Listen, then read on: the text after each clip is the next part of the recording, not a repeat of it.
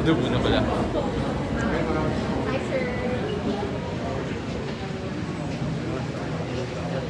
Tama tayo. Pastor, dito pa rin. Try pa natin. Dito. Opo. Pula.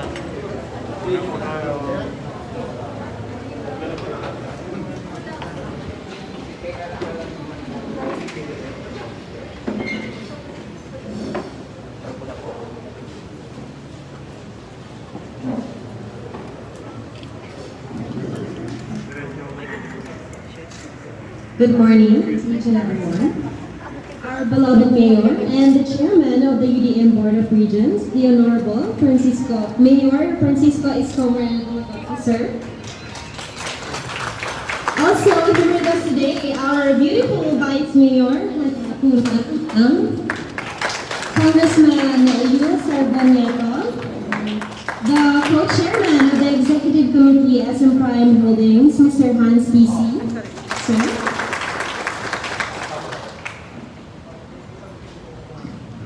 Ms. Juris Umali Saliman, the Education Program Head of SM Foundation. Our beloved guests from SM Foundation and SM Prime, here with us today. And our very own, the ever beautiful University President, Dr. Maria Felma Carlos Tria. Hello, ma'am. The Vice Presidents, Deans, Faculty, Students, and staff of UDM. And also here with us today is the TESTA Manila Director, Ms. Nina Connie Dot. Hello. Ladies and gentlemen, good morning. My name is Verily Aquino, Ver for short. Third year BS Education student at our beloved university, Universidad de Manila. I'm your Miss UDM and Miss UBL 2022, and I will be your MC for today. We are all gathered here this morning to witness the very exciting turnover ceremony of the newly renovated Universidad de Manila Center for Micro-Credentialing and Industry Training Henry C. Senior Campus and the launching of CMIT training courses and hospitality management program. So to formally start today's event, we will be having our institutional prayer followed by the national anthem and Awit ng Maynila to be led by Ms. Sharon Quintero Manalo. Almighty God, creator and giver of life, we give you thanks and vow to seek your light through the knowledge that we gain and impart with our peers in our dear university. Grant us forgiveness for the sins we confess and give us strength to discern what is best for ourselves and more so for the benefit of others. Teach us to have grateful hearts and enlightened minds as we learn and share our talents to the community for the greater good and the brighter future of the city of Manila and our country. All these for your greater glory. Amen.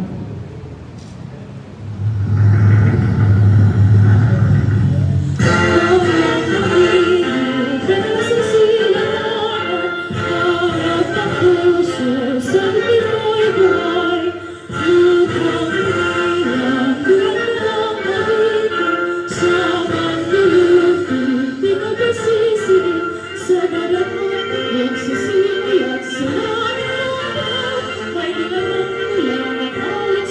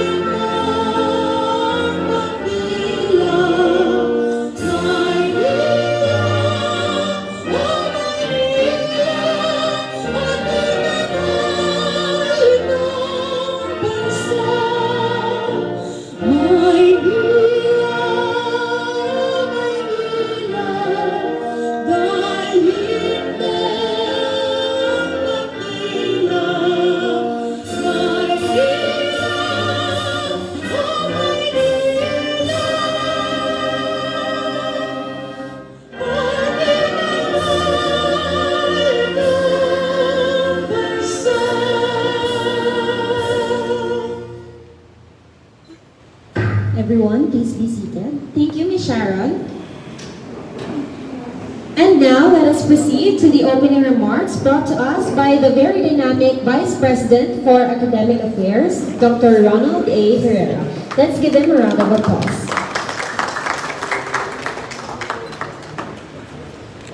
Our distinguished guest, our beloved Mayor, Mayor Francisco Isko Moreno Domagoso,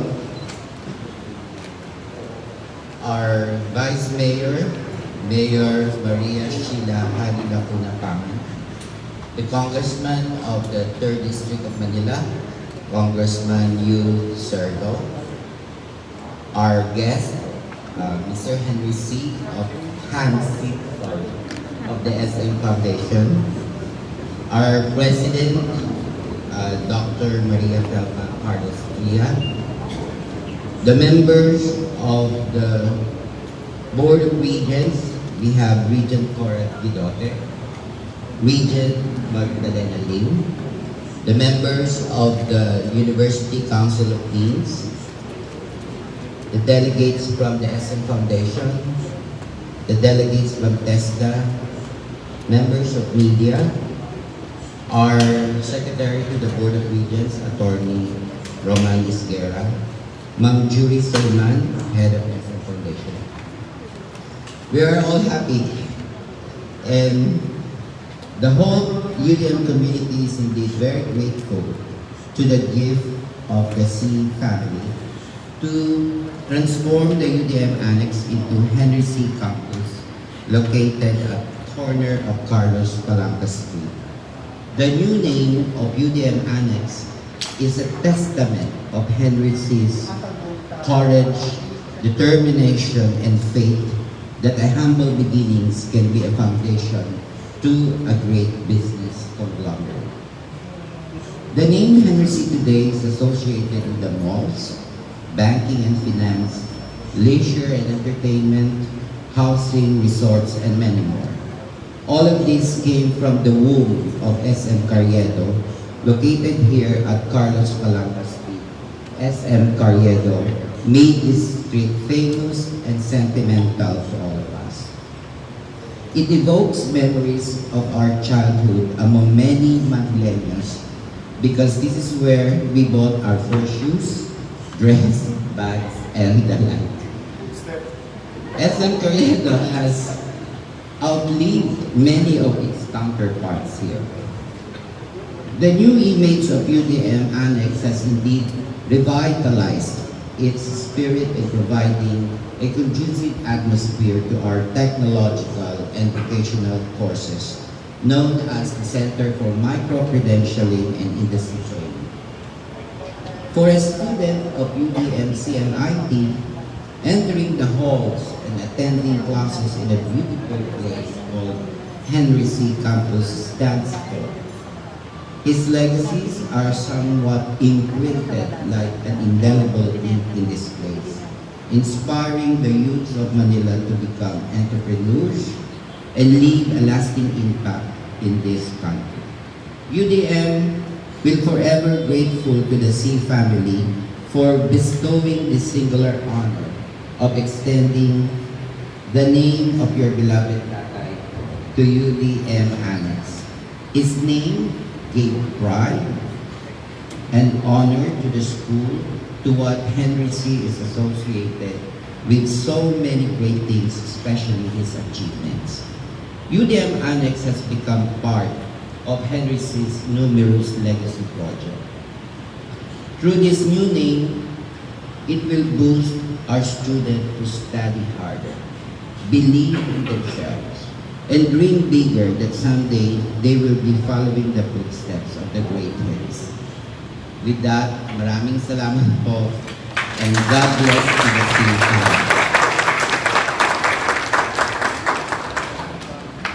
Thank you so much, Dr. Herrera.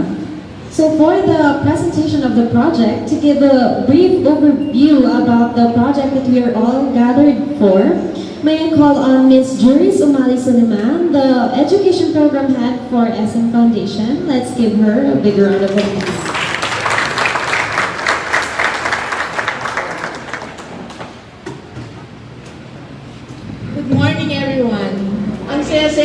ngayon dahil nandito na po si Mr. Bilis Kilos.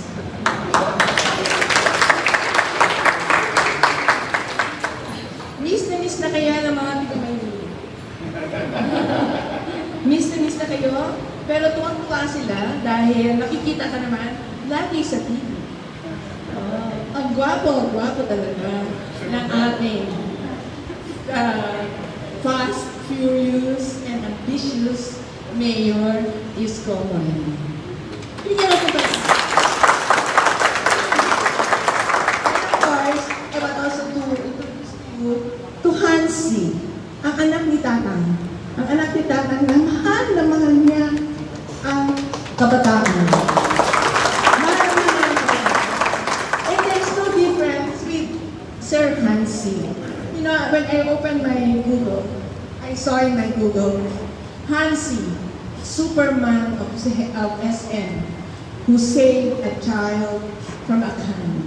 Yeah. So, and totoo po yun. Kasi ang puso niya po, napakagaya ni Tatang yun, pusong mamon. When you look at him, parang mukhang dito, no? But when you talk to him, he's such a good person. Na, I remember the child house, he wanted to, when he heard that on TV, no, on the radio, sabi niya, I want to talk to that guy. Si Julian Carson, di ba? Ricky Reyes, sorry. Mali ba? Ricky Reyes. And they don't know each other. And then so, the person with her, said, they said, I have to look the number of Ricky Reyes. And they talk to Ricky Reyes right there and then. Don't worry, Ricky Reyes. I will help you. Sabi niya. Mawamalan sila ng bahay ng mga batang may sakit ng cancer. Ayun, yun ang nangyari. And he built a 5-story building for cancer children. Halfway house, it's not even a halfway house. It's a beautiful home that he took care.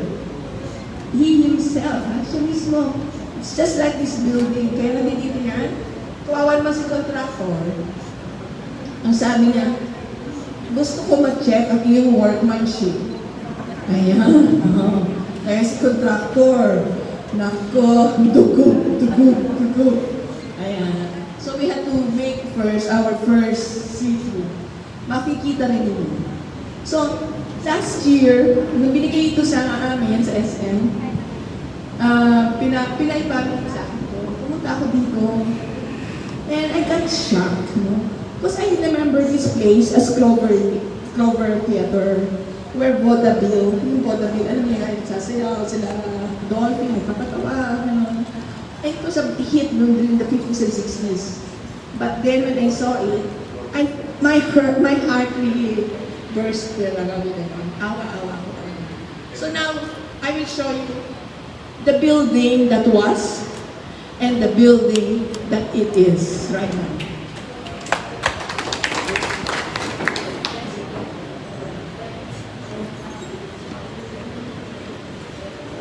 That is the building that was.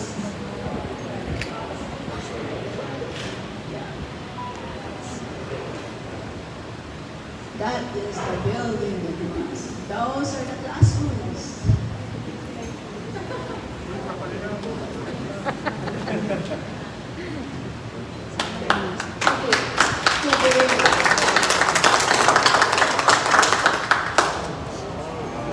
This is where we are. And the stairs going up. CMIT, welcome to CMIT. The Office of the President. Computer rooms, the hospitality, the office of the director, the hotel HRM under LM, bartending, the baking, and we added innovations for the disaster. We had smoke alarms, everything, CCTV cameras, sprinklers, CCTV monitors, lahat ng ano niya. And we changed even the toilets. And alam natin na toilets na importante sa atin. Noon dati isang toilet sa isang sa isang floor. Ginawa namin 12 toilets lahat. Ang dagdag namin ng 12 toilets. All done. We even have a PWD ramp. And even have a toilet that has also handrails. Here are the students, the first students, and who were so happy. Yan ang mga students na nagawang bookkeeping, baking, and also IT na nandito na ngayon si Nico as the teacher. Thank you everybody. And I hope you will go up and see the beauty of partnership for the future of children of Manila. Nakikita ko the legacy of Tata, who is smiling right now. No? Talaga, he really stressed to all of us here, even in the foundation. Education is a must. Only education can save the poverty of the country. And only education can bring all these children smile, the smiles of the children. And only education can give them the moral boost, the self-confidence of being, not only being a Manileño, but being a Filipino. Thank you.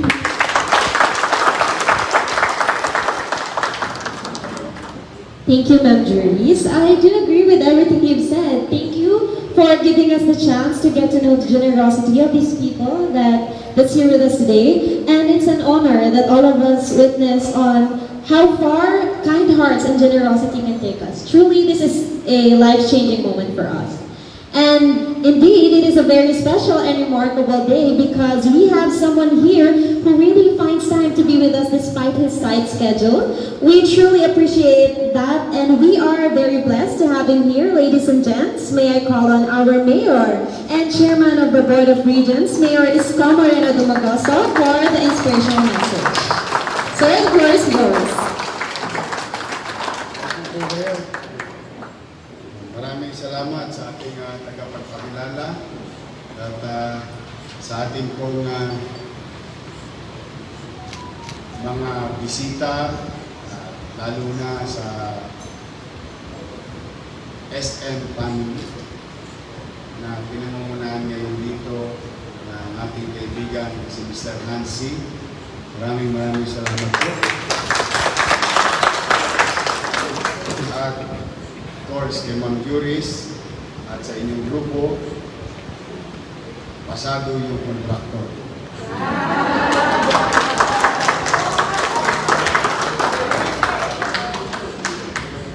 Baka yung aming main campus, yung mga estudyante namin doon, dito na kasi aircon. Sa ating pong minamahal na Vice Mayor, ang susunod na kahawak ng Manila. Just so you know, sa Maynila, tunay na pinatutunayan ng pamahalang lungsod ang pagkakapantay-pantay. Walang bakla, walang tomboy, walang lalaki, walang babae, walang mahirap, walang mayaman. Lahat pwedeng maging bahagi ng pamahalaan as long as you're willing to serve, and you will be given equal opportunity, whether in private and government sector. Yan po ay si Vice Mayor po, para alam lang ninyo ang kauna-unahang babaeng majority floor leader. Ang kauna-unahang babaeng Vice Mayor. And we know for a fact that the city of Manila, as a city and its history, medyo ang Maynila, medyo macho figure since time immemorial, because we were led by generals, war heroes, and even survivor of the Death March. And mga kilala at matatapang na tao. And I'm happy. And I'm happy when I ask the people of Manila to trust, to give equal opportunity. Na huwag tingnan kung ano ang kasarian. Ang tingnan ay kakayanan. Kaya we're proud na proud nung kami ay manalo at pinagbigyan ako at nataon ka na doktora. Doktora, nataon na yun ang pinakamabisang naging partner ng inyong lingkod on top of our city employees who help us in the front line, no? Ay napakalaking bagay na doktora ang ating naging partner sa pagresolba o pagharap sa pandemyang ito na malangit nawa yung mga kaluluwa ng iba nating mga frontliners and the people of Manila. But at least I'm happy and proud na ang susunod na mayor ng Manila ay babae.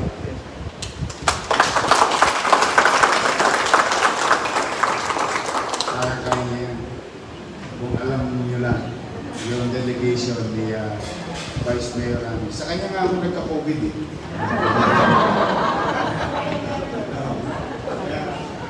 Kasi on the side, 3 months, March, April, May, I've stayed in City Hall 24/7. Not a single day saw my family physically.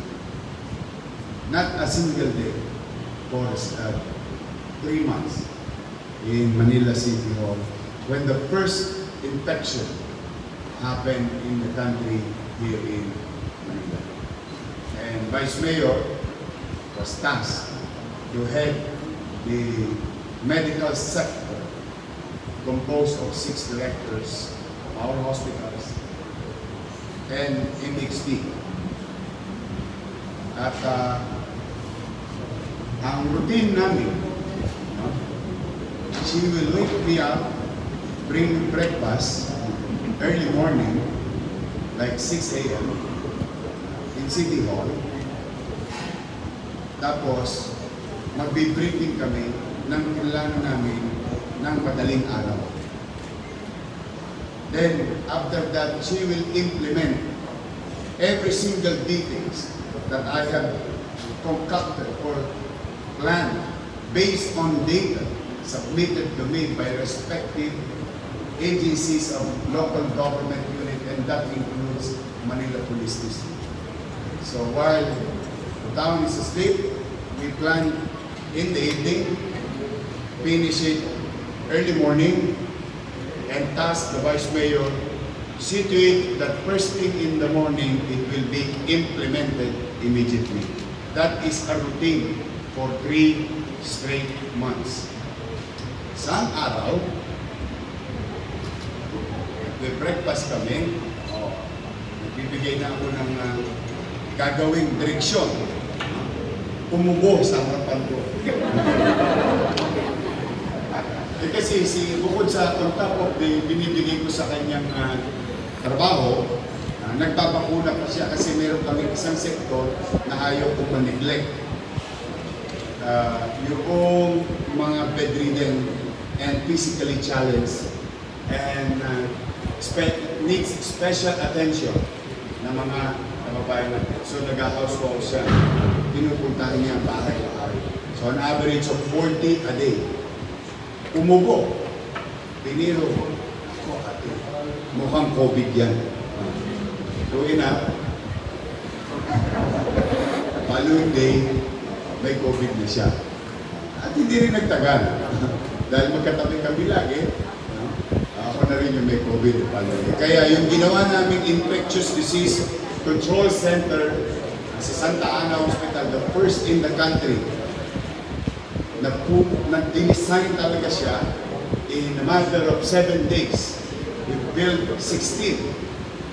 First thing that March, 16. Fully air-conditioned, fully controlled environment for possible COVID patient. Kayo kami dalawa, magkaklase doon.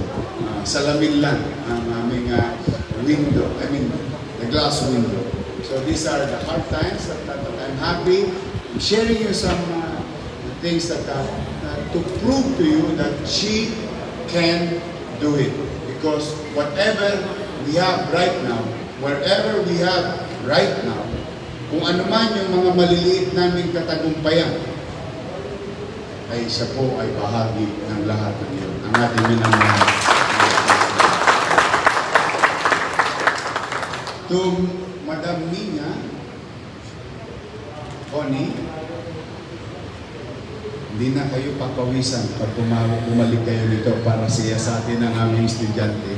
Maaliwalas na ang UDM Annex. At hopefully, you can continue to help the City of Manila through your office to provide access to better themselves through skills development, especially nowadays. Okay, ang negosyante naman kayo dito lahat, that you know already since the start of the pandemic, the approach of the city is life and livelihood. Sabihin, while it is true that we focus on protecting life, but we also believe that livelihood must coexist alongside in protecting lives. So, hanap buhay at trabaho. And through your office, this institution, tingin ko marami tayong mapuproduce ng mga skill dito. At tansya ko, maniwala ka maraming mag-enroll dito. Kasi hindi na siya nakakatakot puntahan. Parang gito nangyari dito. But we're looking forward. Sa palapahan po natin ang Paano Magdalena Lee. I'm proud of her. Vision of City School. Maswerte ko rin pala. Come to think. Pinagpala akong napaligiran ng magagaling na tao. When Secretary Briones declared blended distance learning, hindi ko alam yung ibig sabihin nun. Hindi ko alam ko lang, copy blend. Immediately, I called Dr. Magdalena Lim and the entire DCS family, Division of Cities. The moment it was announced on television, in less than 24 hours, we had an emergency school board meeting. I asked everyone, what is the meaning of blended distance learning? I have an idea. I have to confirm it from them. Sabi niya, sir, homeschool via technology ang access ng mga. Tuloy yung eskwela, pero walang face-to-face. And that is a big challenge in our case, no? Sabi ko, sige, labas na lahat ng kwentada. Lahat ang gagawin natin for the year. Kasi approved na yung budget, so it was planned through a journey or a different path. No? So immediately, on that first meeting alone, through the effort and help of my colleague in DCS, headed by Dr. Magdalena Lee, we've raised 900 billion pesos in one meeting. In one meeting. Sa kwentada namin, kukulangin pa. Because we have hundreds of thousands of students in elementary and high school. Awa naman ng Diyos. I think that was Wednesday, that 2 days after, Friday, second school board meeting. Dalawa. Isang linggo, dalawa. Usually, quarterly lang yung aming meeting. And we did provide tablets, bandwidth, at 10 gig every month, and laptops for teachers with bandwidth. And I'm proud to say that the Division of City School of Manila ay pinuri ni Secretary Briones at naging panuntunan ng buong bansa. So, Thank you very much, Dr. Magdalena. Yung UDM, ang istorya naman ng tablet ng UDM, nag-model ako.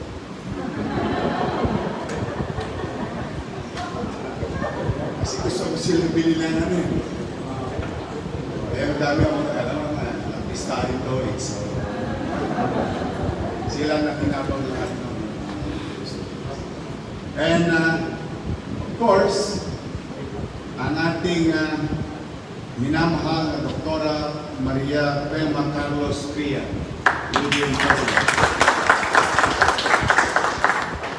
At ang ating UDM Board of Regents, Vice Presidents, faculties, katulong namin. Ang UDM ay naging stock room. Ganyan namin sila katulong.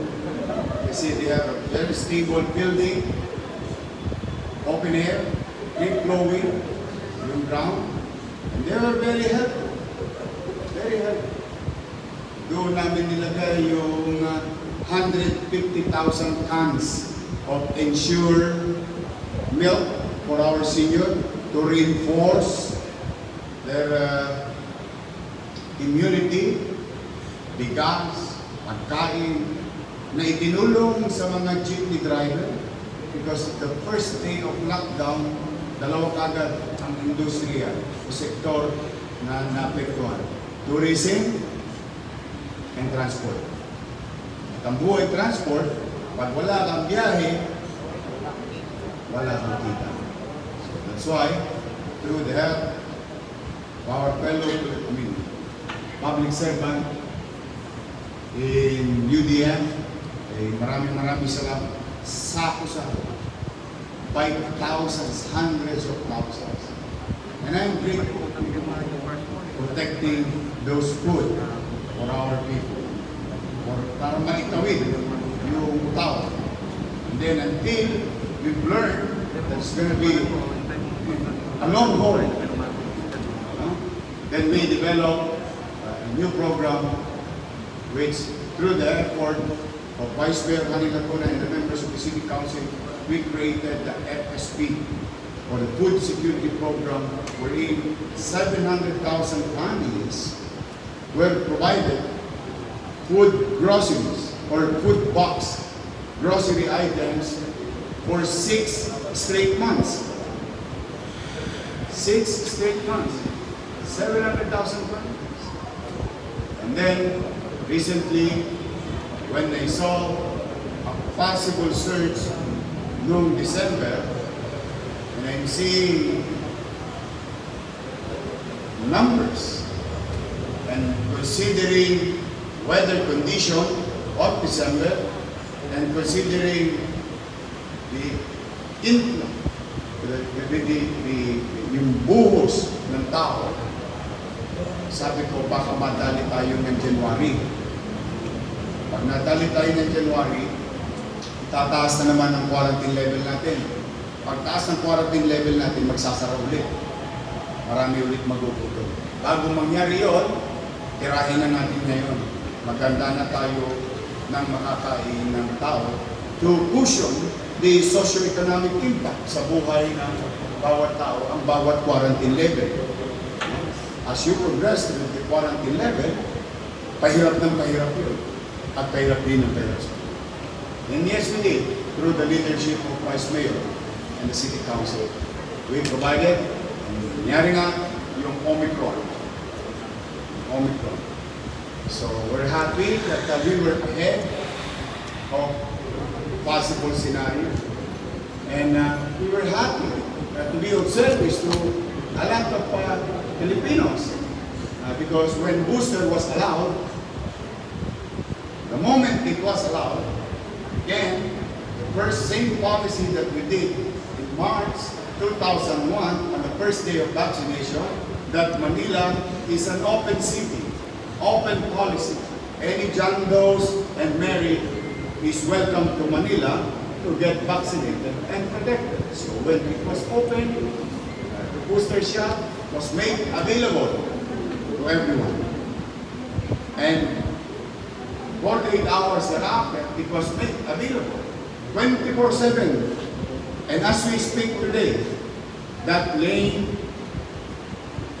in Grandstand continue to function to accommodate those people who need additional protection through vaccination. Hanggang ngayon, aming mga dedicated NDRA. So, these are the things that I think, in our own little way, na nakatulong kung bakit kahapon, out of 2.6 million nighttime population of Manila and the most dense city, if not in Asia, at the very least in the Philippines, in terms of population per square kilometer, we only have 94 active cases. 0 occupancy in Manila COVID-19 field hospital. Our 6 hospital functioning for its original purpose. Nagagamit na. So, masaya ako sa ating mga partner, UDM, DCS, at ang ating mga congressman na hinihingihan ko rin. At least para sa kanilang distrito, nandito po ang ating minamahal na Congressman Yul Servo. Sa mga dean, members of the faculty, thank you very much. I know it is hard for you to adjust. Sa buong buhay natin, nagtuturo tayo physically. Kaya nakikita mo kung nangungopia yung estudyante mo. But now, what matters most is result. Results matter. At the end of the day, we don't ask details between point A and point B. There is A, the goal, and B is the result. And I'm happy to share to our visitors the resilience, yung galing, pagtsatsaga, hirap. May mga 5 rin ang infection sa kanila. Sa PLM and UDM. And I'm proud to say, I'm happy, I am with dedicated members of the academies to pursue and continue to provide equal opportunity through education sa mga panahon na kailangan sila. So palakpakan natin ang UDM. Now, let me remind each and every one of you. Well, I hope Kuya Germs is here. Kapatid ko lang. Dito nagsimula si Kuya Germs. Telonero. Telonero is tapos na sini, binababa na yung telon. O pagbukas ng sini, bubuksan nyo. Tapos ganito. Studios. Itong lugar na ito. So may recipes.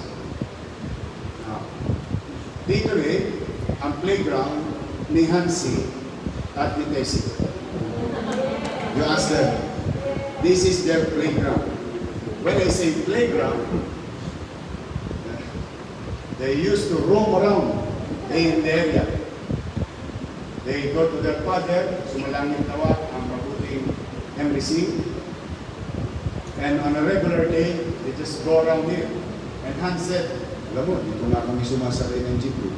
Galing dito, papunta rin. So, we thought that SM, which virtually technically started in Manila, became one of the biggest conglomerate in Asia. Congratulations.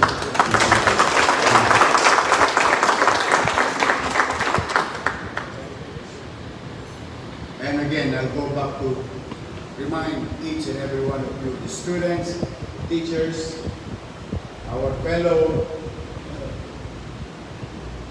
employees. before you sleep today, tonight, offer a little prayer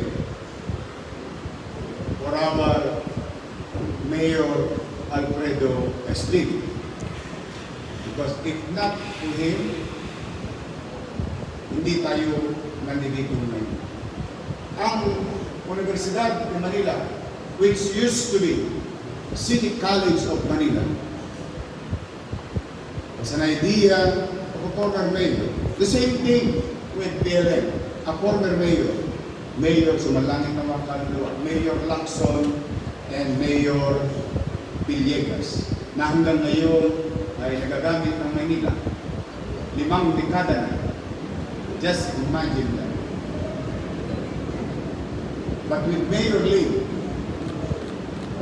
giving opportunity to those who cannot be accommodated to BLM because of lack of space.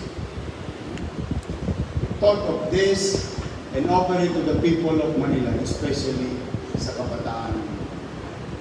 This institution, headed by our able, skilled, dedicated deans, faculties, employees, despite of changing its name, we must not forget.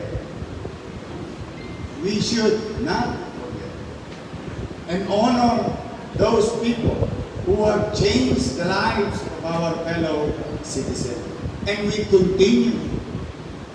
Patuloy natin tinatamasa yung mga konsepto at idea ng mga leader ng nadaan. And that's why today I'm happy and I hope, I know it's with the Lord. I hope na masaya siya ngayon na yung kanyang mga katang-isip o nagawa ay patuloy na pinangangalagaan ng susunod na henerasyon. At tutuwa ko, hindi basta mema lang ang nangyari kayo. May magawa lang. Kaya sa kontraktor, AAA. Because that is the standard of the city. Modesty aside. When I became mayor, I'm going to build something. I always tell Engineer Andres and Steve, ayoko ng mema lang. Just for the show.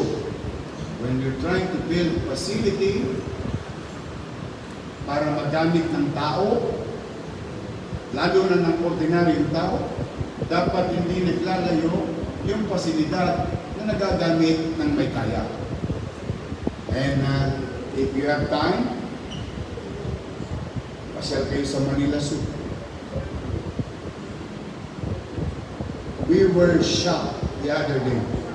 12,600 people in one day. And I guarantee you, in our own little way, hindi na kayo pupunta ng Singapore Zoo. Yes.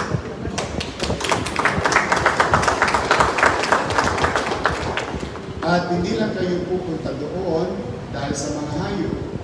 It is a place also for our mothers, for our fathers, just to go around, walk around. Ang maganda, maliwalas, sariwang hangin. Same time, makapagpasyos. So, kaya yung ginagawa namin mga building, tulad ng bagong ospital ng Maynila, ang biro-biroan namin noon, sabi ko kay Andres, pag hindi mo pa Makati Medical Secretary, sosoli yung pera sa akin. Kaya ang ginawa ko ni Andres, Shangri-La. And I'm proud of them. In all honesty. Ayoko kasing pinagkakain sa ordinaryong tao, lalo na sa mahirap, yung mga mabibisa at konting man lang premium. Nangmamantikahan man lamang kami sa aming mga labi. Kahit kami mahirap, sa huling sandali, nakatikim kami, nakakita kami ng mga serbisyo para bang may halong pagmamahal at pagmamalasakit. Hindi yung tinutupad lang yung tungkulin for purposes of, fulfilling your duties. You fulfill your duties, you put your heart on it, make them feel that they are important, that every life, for that matter, is an equal opportunity under our watch. Kaya po sa Ospital ng Manila, mamimili ka. 10-story fully air-conditioned class. Ang view, Mabini, Manila Zoo. Ang view, Roas Boulevard, Manila Bay. And we're happy that SM continue to believe in Manila. Again, masaya akong bumalik ang SM sa Manila. Bumalik in such a way, hindi naman sila umalis. Nawalan lang ng opportunity for them to grow here because of certain policies of local government in the past. But I'm happy now that Manila pinalikan ng SM and invested a good sum of money that will generate thousands and thousands of jobs. Literal. When I say thousands and thousands of jobs in the next 3 years and 4 years of our lives. And this will generate more business. And this will create windfall, future income of the city, windfall in taxation. Without raising any taxes by creating development, then naturally, may papasok na salapi sa pamahalaan without giving burden, adding burden to taxpayers. So, nataon pa, maswerte-swerte mo kung kayo bibili ng unit sa future development ng Harrison Plaza na gagawing community center. It's a city center development. You must see it, yung vision ni Hans, ni Tessie, o ng pamilya C, doon sa buong area na yun. It's a new centerpiece in the city of Manila because it's more than 7 hectares, which is very rare. Rare, I guarantee you, rare. Even 1 hectare here is very rare. But a full development, nataon mo pa kung kayo bibili ng condominium doon. Bibigyan ko lang kayo ng idea, ha? Condominium nyo, sa SM, sa Rizal. Pagbaba mo, Manila Zoo. Yes. Pag na-hospital ka, hospital ang mundo.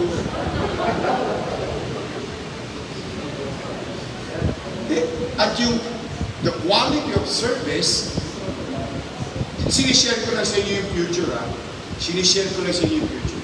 So that, kung meron kayong pera ngayon, I'm telling you, whoever is listening and watching, and you tell your friends, go to the new development in SM, the dating Harrison Plaza.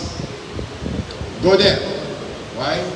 If you need to be hospitalized, you have, it's just like literally a spit away of a public hospital with premium facility, with good quality doctors, upscale equipment,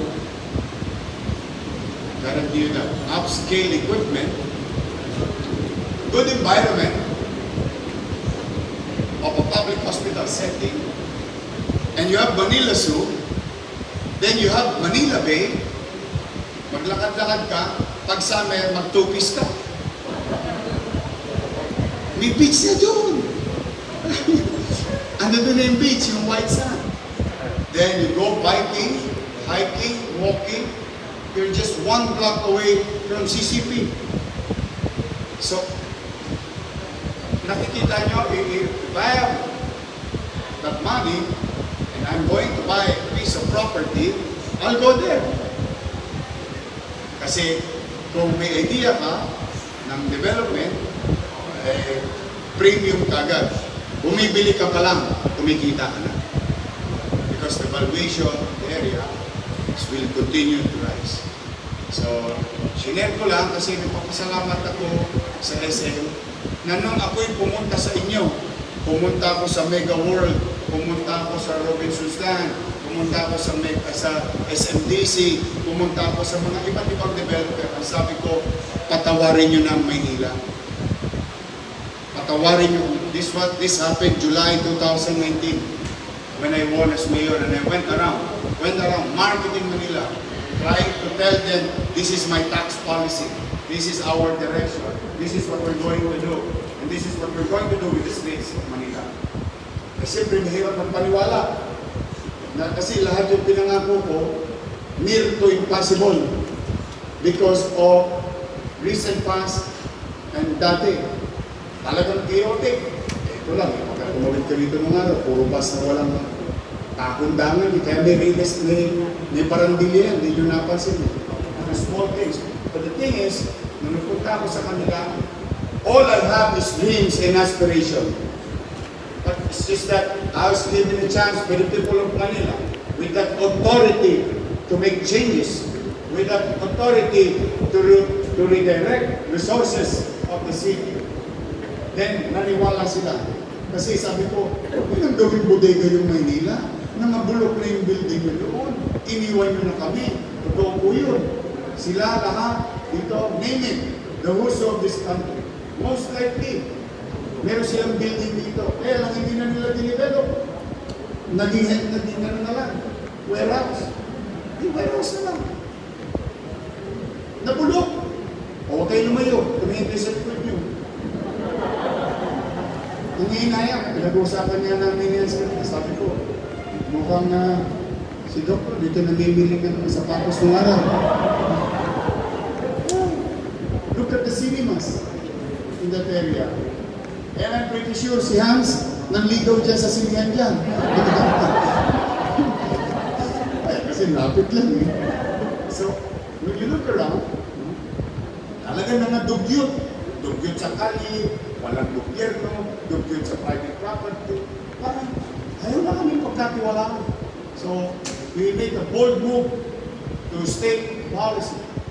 And we did try to create certainty with our policy, rules, and create predictability so that masabayan kami ng negosyante. And I'm happy to tell you, at 20-30 billion a year, before I became mayor, on the first year, 123 billion pesos ang pumasok.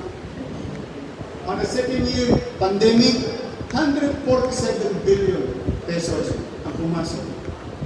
Kaya makikita mo style ng Manila ngayon, puro green. Because they start building again.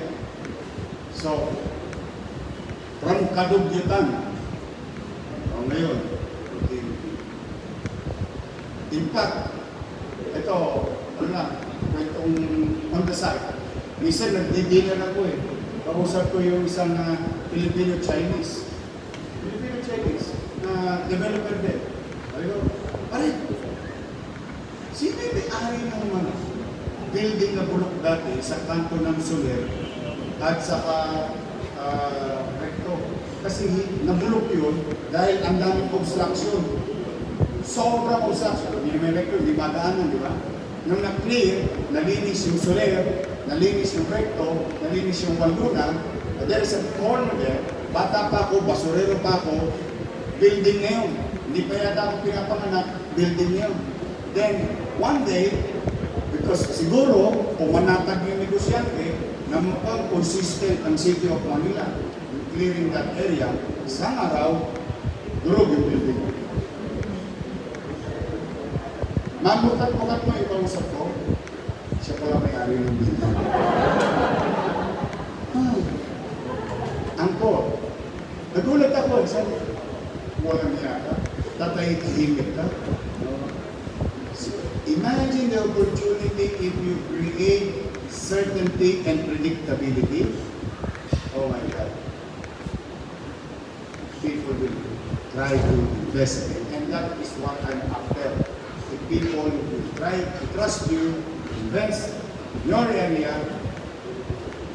matutupad ko na ang pangarap na makapagtrabaho ang tao. Anong koneksyon nun dito sa atin? At bagay na magpapasalamat natin kay Mayor Alfredo Lim. Because here today, with the help of TESDA, UDM, here, we will produce more skilled people for future demand. Nang ginagawa natin opportunity sa ating future. So hindi po pwede, on the one side, tinitira mo at alam mo mga ngailangan ng kaliwa, at saka mo lang gagawin pag nangailangan na, mauuli at mauli. Or what we call sa kalsada, at trasado na naman tayo.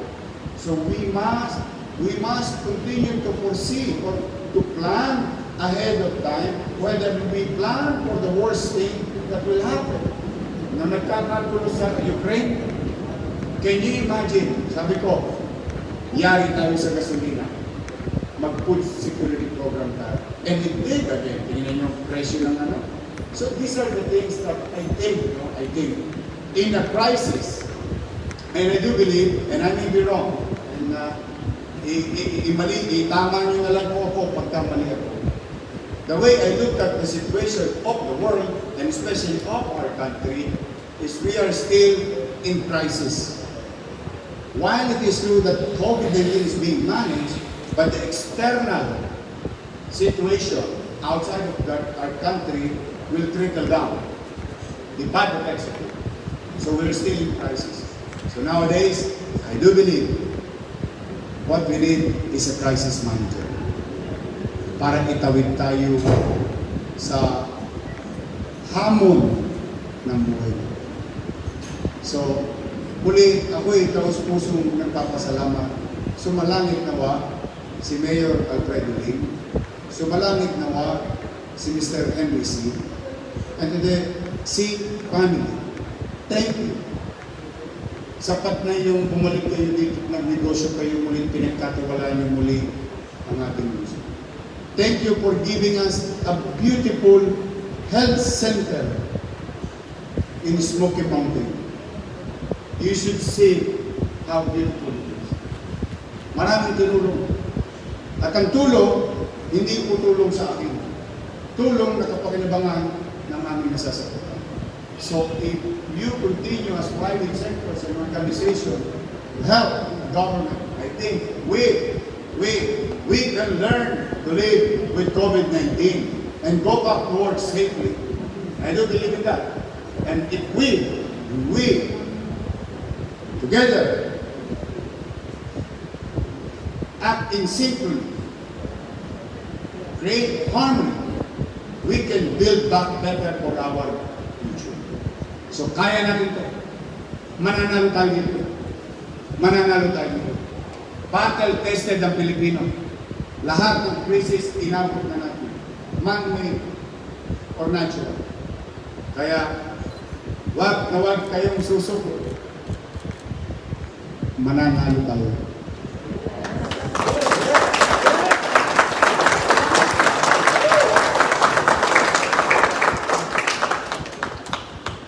And lastly, mag-iingat kayo. Kailangan ko pa kayo sumayo.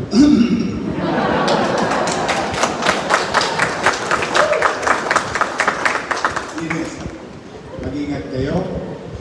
Sa bawat uuwian ninyo, may mga taong naghihintay sa inyo, ang mga masa. Stay safe, healthy, don't lose hope. Anchor. Sisikat muli ang araw sa bawat isa sa atin sa mundo. Magandang araw, pagpalain nawa kayo mga friends. Pilipinas, God first.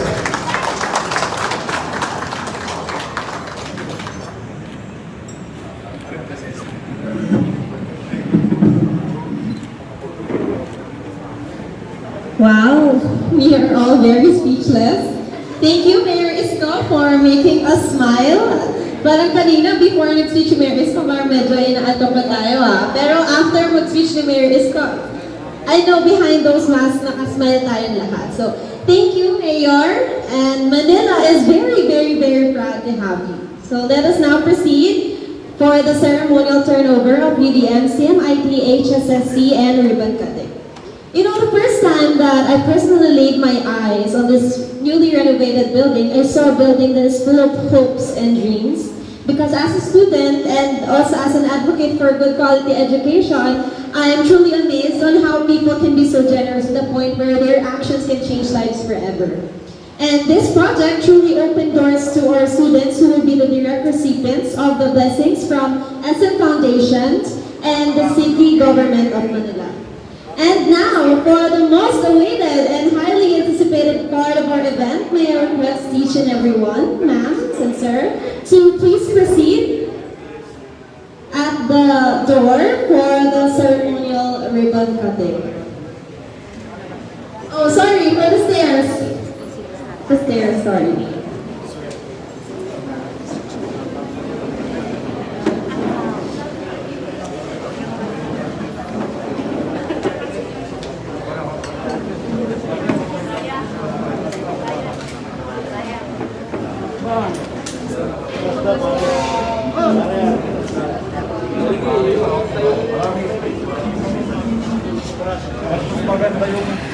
Maganda yung boost ko, di ba? Maganda yung okay. Thank you.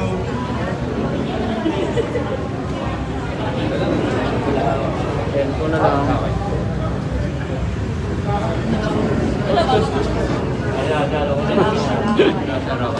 Live.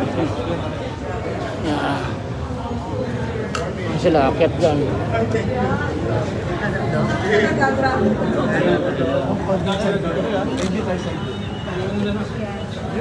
Yun lang.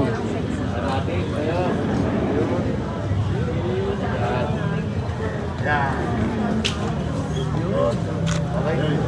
Boss, konti lang pa.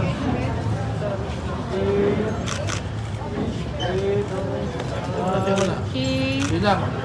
1, 2, 3, 4, 5.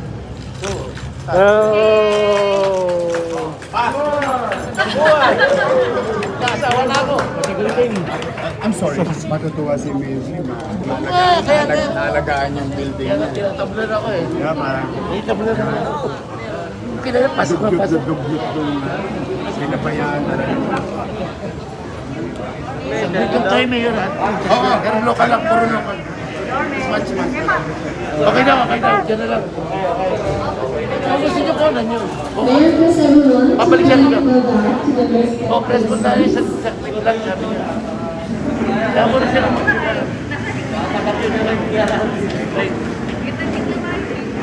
Inspection yata may pricing ba yan?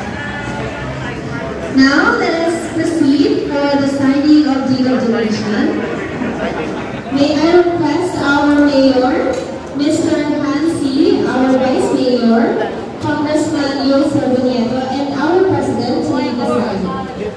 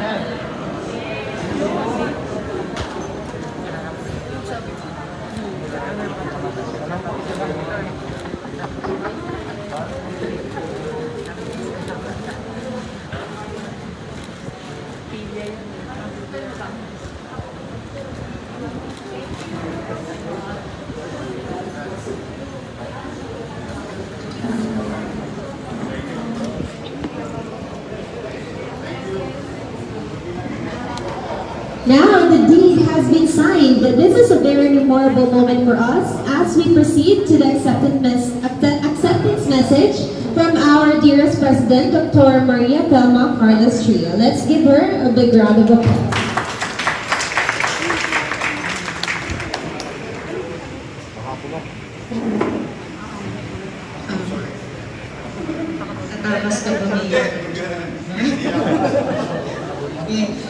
Honorable Francisco Isko Moreno Domagoso, our Vice Mayor Manny Lacuna, Congressman Yul Servo, Mr. Hansi.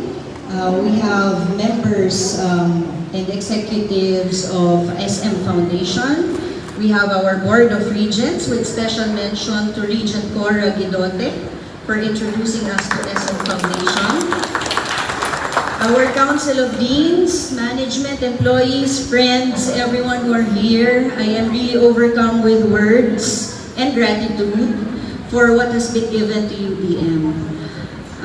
First off, I would like to say that UDM actually processes around 15,000 applicants in a given academic year. In the 15,000, we can only accept in our main campus around 3,000 undergraduate students. So the big question is, what happens to the 12,000? But here with our Center for Micro-Credentialing and Industry Training, with this annex building, at least we give the 12,000 a chance. No? Here, they spend only around 120 hours, and we skill them, we upskill them, or we multi-skill them. And this is even open to even our students already in our main campus if they want more to earn more skills. But more than that, this is open to everyone. Everyone, as long as you're from Manila right now. No? So dito ka lang nakakita ng libreng edukasyon, pero bukod sa libreng edukasyon sa ating mga estudyante sa main campus, meron pa silang allowance pa-internet, no? So, kompleto na. So, this is really an icing on the cake because while we were working for quality in education, so in fact, 2 weeks ago, we had our curriculum development sessions, no? And it was very enlightening for us. Ito naman, pinakikita naman that with being educated, you can do so in a very conducive environment. So this is a good model for what a good campus, a good and orderly campus should look like. So ang commitment namin sa Maynila ay quality education. No? So bumabalik kami sa dahilan kung bakit kami nandito. So we believe, nakikita namin doon sa may barangay, nandiyan pala si Director Romy, hello. Nakita ko doon no, nakalagay, walang tutulong sa Batang Maynila kung hindi ang Batang Maynila. So we believe that. And every day, we ask one another during our, our flag ceremonies, and every day, we do ask one another, what is our purpose for being here? Minsan lang naman tayo dadaan dito sa kalsadang ito. So might as well take it natin.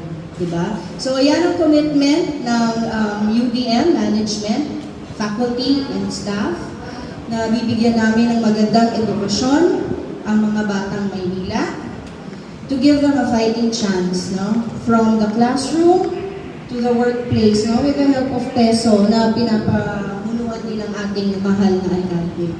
So, together, we can. And a resounding thanks to SM Foundation, Itata, in heaven, TCC Kosol, and today we have Mr. Hansi. So I would like to wish that the blessings that you have given us will return to you 1,000-fold. So God bless and God first. Thank you and good morning, everyone. Thank you, our dear President. So now we are opening the floor to a few questions from the audience. If you have any questions, feel free to ask.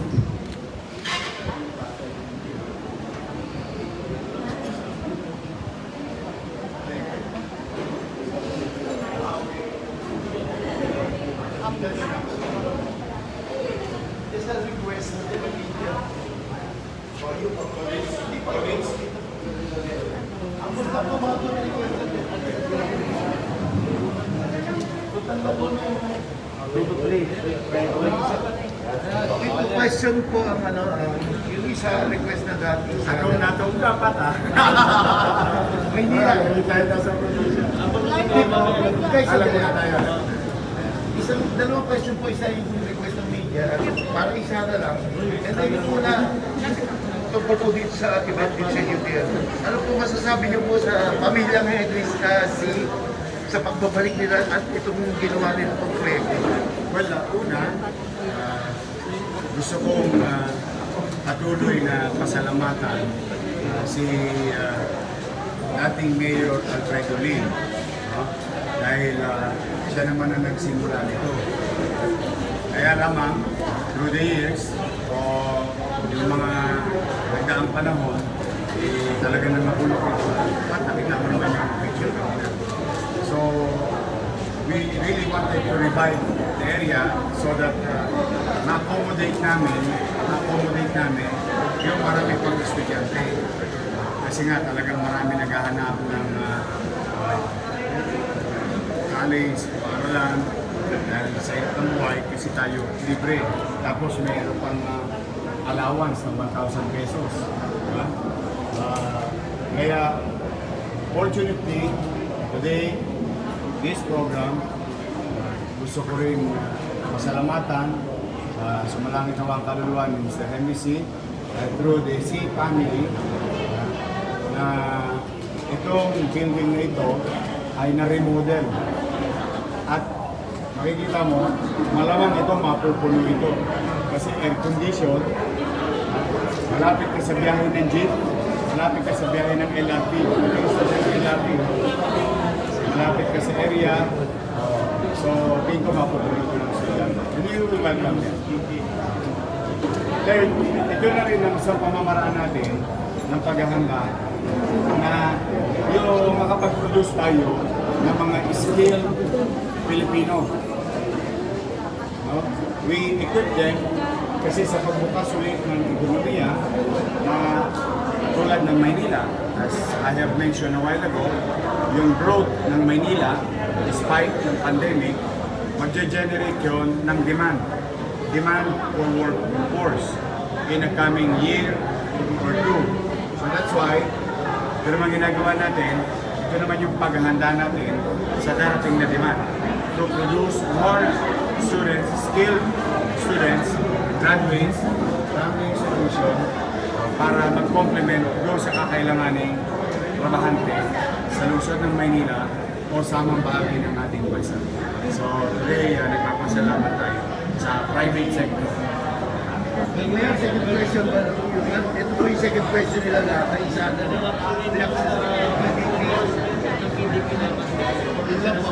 Well, good for him. Talagang pinagpapalak si Ferdinand Marcos Jr. Talagang swerting-swerte siya. As you've been telling me, he's leading the survey. Yes, its own party. Then, ngayon, tinulungan pa siya ng isang malaking partido ng administrasyon, PDP laban. Good for him. Tayo naman, tutuloy-tuloy tayo sa tao. Tutuloy-tuloy tayo na umarap sa tao, dumiretso sa tao. Tulad ninyo, at tulad ni Pangulong Duterte, ng mga botante, pinipilitin ko, aangapitin ko sa abot ng aking makakaya na kayo'y mapaliwanagan, makumbinsi na tulungan ako. In the meantime, it's just another day. Tomorrow, day after that, until it's May. Sabi ko nga, sa tayo na diretso sa taong bayan. Mabigas ng bulalo, lalambot ko.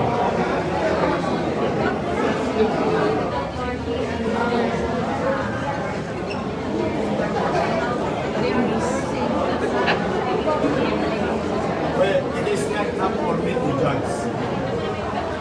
Hindi ako para maghusga sa posisyon nila. But I agree with you na itong partidong to ay totoo sa kasaysayan, binuo para labanan ang diktatorya. And that is it. But to judge their decision today na hayaan ko na ang taong bayan ang maghusga na kung yung ba ay tama, kung ba ay makatwiran, or morally acceptable. Because kung the reason why it existed is to oppose the dictatorship ng Arab, so the dictatorship. Tapos ngayon kasama nila, kaya ko lang taong bayan.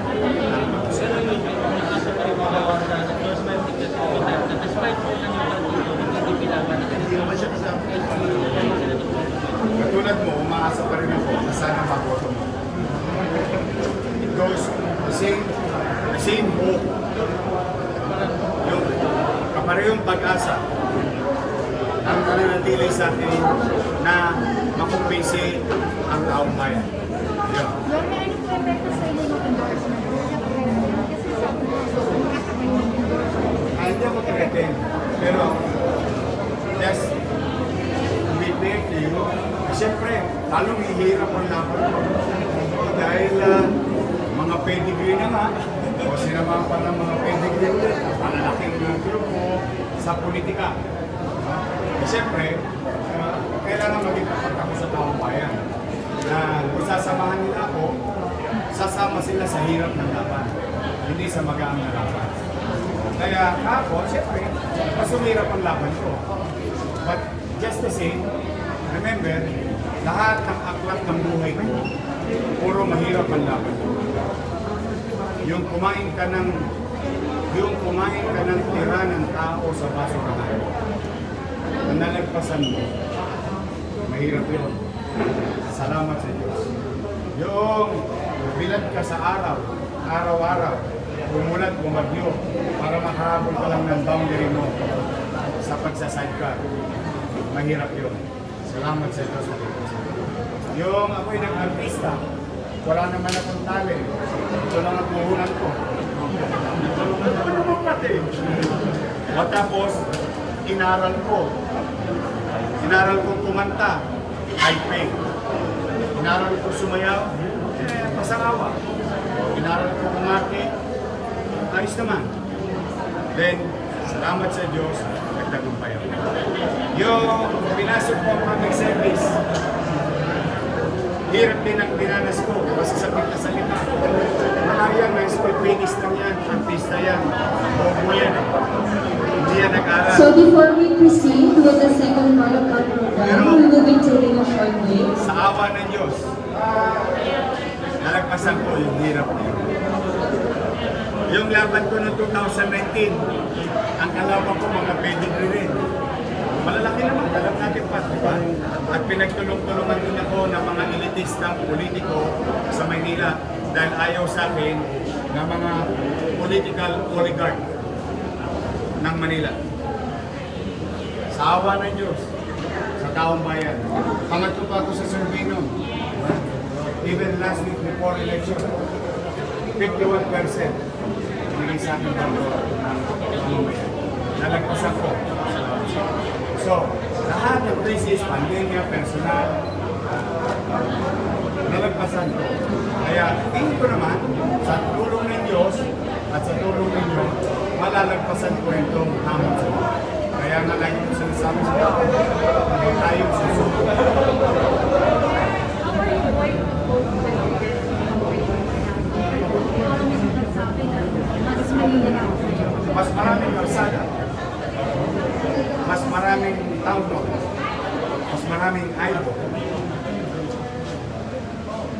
Ang ano lang naman doon, challenge, geography. Geography lang. Kasi from 1.1 natin. It will continue. Kung tawag ka magkala natin, medyo sa ano naman. How about yung funding? Yung funding naman. Normal naman kami. Kasi ano kami, kasi ngayon napaka-modest lang. Napaka-modest. Hindi kami mag-argo. Kasi for example, nakuha ka ng isang artista, 20 million. Kakanta lang. And then 20 million, kung pwede lang ibigay sa tao, bili ko na lang ng bigasyon. Bili ko ng pumpo ng gasolina. Kung pwede lang, bawal yun. So my point is, we're gonna continue yung simpleng kampanya, pero simpleng diretso sa tao. Yung naabot kami ng tao. Ayun ang gusto namin gawin. Thank you.